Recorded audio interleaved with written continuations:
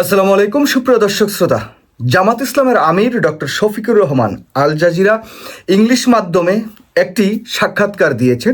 যেই সাক্ষাৎকারটি এখনও প্রচার হয়নি, কিন্তু বাংলাদেশের অনুসন্ধানী সাংবাদিক জুলকার নাইম সায়েরের ফেসবুক পেজে তার খণ্ড একটি চিত্র প্রকাশ করেছেন।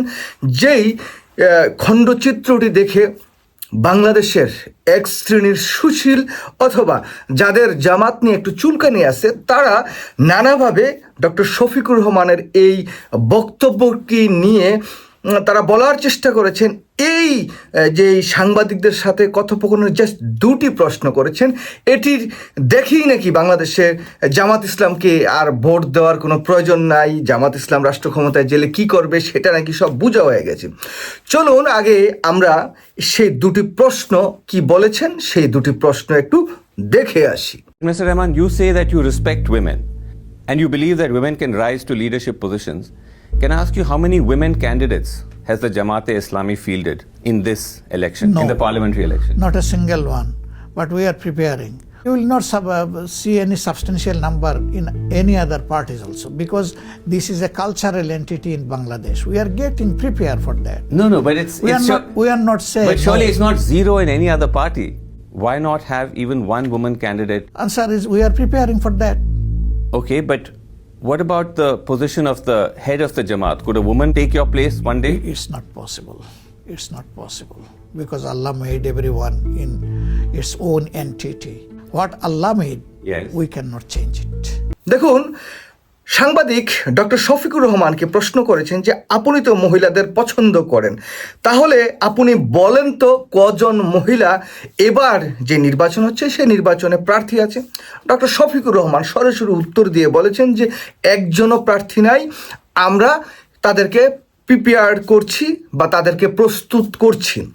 তো অনেকেই এই বিষয়টি বলার চেষ্টা করছেন যে বাংলাদেশের জামাত ইসলামের যে নারী মহিলারা, তারা তো বাংলাদেশের প্রত্যন্ত অঞ্চলে এবং মহিলাদের ভালো একটি অ্যাক্টিভিটিস বিগত দিনগুলোতে দেখা যাচ্ছে এবং বর্তমানেও দেখা যাচ্ছে। তো সেই জায়গায় ডক্টর শফিকুর রহমানকে আবার এই সাংবাদিক প্রশ্ন করছেন যে একজনও কি আপনারা পান নাই? তারপরও শফিকুর রহমান বলছেন যে আমরা প্রিপেয়ার করছি, তাদেরকে প্রস্তুতি করছি। দেখুন, এই যে মানে সহজ সরল তার স্বীকারোক্তি, জামাত ইসলামের মহিলারা রাজপথে গিয়ে আন্দোলন স্লোগান করার মতো সেরকম হয়তো তাদের প্রস্তুতি নাই, সেই জন্য তারা দেয়নি। তবে এই বিষয়টি নিয়ে যারা সুশীল তারা বলার চেষ্টা করেছেন যে জামাত একজনও দেওয়া যায়নি, আল জাজিরায় সংবাদ প্রকাশিত হয়েছে, সেই বিষয়টি নিয়ে আমি পরে আলোচনা করছি। এই জায়গায় দুটি প্রশ্ন করেছেন। দ্বিতীয় প্রশ্নটি যেটি করছেন যে আপনার দলের প্রধান কি কোনো নারী হতে পারবেন? ডক্টর শফিকুর রহমান সেই জায়গায় সরাসরি উত্তর দিয়েছেন না, এটা পসিবল না।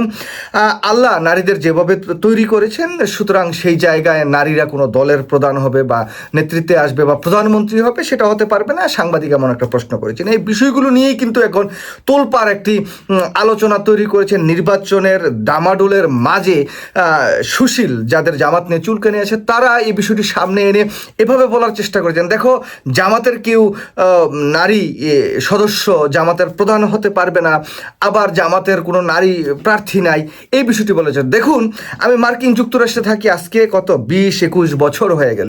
এই 21 বছরে বা মার্কিন যুক্তরাষ্ট্রের ইতিহাসে দুজন নারী প্রার্থী মার্কিন যুক্তরাষ্ট্রের যে প্রেসিডেন্সিয়াল নির্বাচনের ক্যান্ডিডেট হয়েছিল, বা তিনজন ধরা যাক, একজন হিলারি ক্লিন্টন, তারপরে এই সদ্য যিনি ডোনাল্ড ট্রাম্পের সাথে নির্বাচন করেছেন কামালা হ্যারিস, এর আগে একজন, ইতিহাসের জায়গা থেকে যদি বলি, এই তিনজন নারী প্রার্থী কিন্তু কখনো তারা নির্বাচিত হতে পারেননি। যদিও আমি কমলা হ্যারিসকে ভোট দিয়েছিলাম, এর আগে আমি হিলারি ক্লিন্টনকেও ভোট দিয়েছিলাম, হতে পারেনি।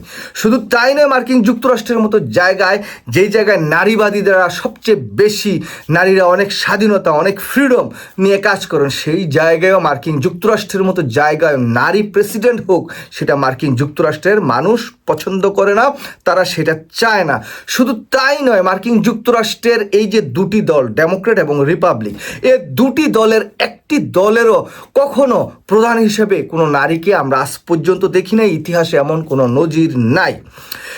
ইউরোপীয় অনেকগুলো দেশে আছে, সে জায়গায় হচ্ছেন, কিন্তু মার্কিন যুক্তরাষ্ট্রের কথা বলছি, যারা সবচেয়ে বেশি নারীদের সেল করেন, নারীবাদী বা নারীদের তত্ত্ব, গণতন্ত্র অনেক কিছু সেল করেন, তো সেই জায়গায় অনেক কিছু আছে, সেটা বলার অবকাশ দরকার নাই। তবে এই জায়গায় বলছেন যে আপনারা তো পরপর 3বার নারী প্রধানমন্ত্রীর নেতৃত্বে বাংলাদেশ মানে চলছে, এর আগে শেখ হাসিনা ছিলেন, খালেদা জিয়া ছিলেন, এই বিষয়টি টেনে এনেছেন। তাহলে আমরা হয়তোবা এই যে সাক্ষাৎকারটি পরবর্তীতে দেখব, বাট প্রাথমিক পর্যায়ে ডক্টর শফিকুর রহমান সহজ সরল এবং স্বাভাবিকভাবে যে বক্তব্যটি দিয়েছেন, আমি অন্ততপক্ষে মনে করি তিনি যথার্থ কথা বলেছেন।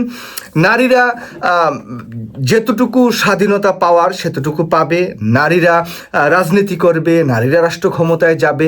যদি ইসলামিক দল হিসেবে তারা মনে করেন যে তাদের দলের প্রধান কাউকে বা কোনো নারীকে বানাবেন না, সেটা যদি বিবেচনা করে বাংলাদেশের নারীরা মনে করে না আমরা জামাত ইসলামের প্রধান হতে পারবো না, সেই জন্য জামাতকে ভোট দেবেন। এখন প্রশ্ন হচ্ছে, যারা এত বেশি বেশি কথা বলেন বা যারা এই টিভি টকশোতে বা ইউটিউবে এসে এই সমস্ত বিষয়ে আলোচনা করেন, এখন বাংলাদেশ জাতীয়তাবাদী দল বিএনপির প্রধান কি তার মেয়েকে বানাতে পারবেন, তার ওয়াইফকে বানাতে পারবেন?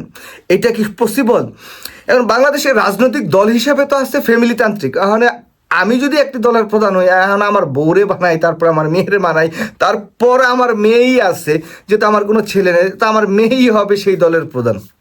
সেরকম যদি চিন্তা ভাবনা করেন, তাহলে তো আসলে এটা গণতন্ত্র হলো না, এটা কি দলের গণতন্ত্র হলো?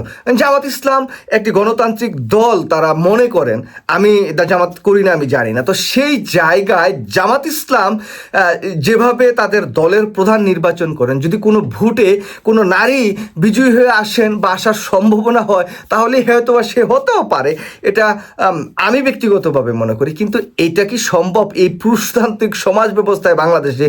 বাংলাদেশ জাতীয়তাবাদী দল বিএনপির কোনো নারী সদস্য বিএনপির প্রধান হতে পারবেন? এখন যদি কোনো পুরুষ সদস্য বলেন যে আমি বাংলাদেশ জাতীয়তাবাদী দল বিএনপির চেয়ারম্যান হব, চেয়ারম্যানের পদের জন্য লড়ব, তার চাকরি কি থাকবে? সে কি আর বিএনপি দলে থাকতে পারবে? সুতরাং এই যে বিষয়গুলো, মানে জামাতের নারী প্রধান হতে পারবে না, এই বিষয়টি নিয়ে তাদের মানে নারী তো একদম উল্টায় যাচ্ছে, মানে এই কথা বলা এগুলো হাস্যকর। এবং এই বক্তব্য দেখে জামাতকে আপনারা ভোট দিয়ে না, জামাত রাষ্ট্র ক্ষমতা আনা যাবে না, তারই নারী বিদ্বেষী, তারা শরিয়া আইন কায়েম করবে। জামাতকে কখনো বলছে যে শরিয়া আইন কায়েম করবে?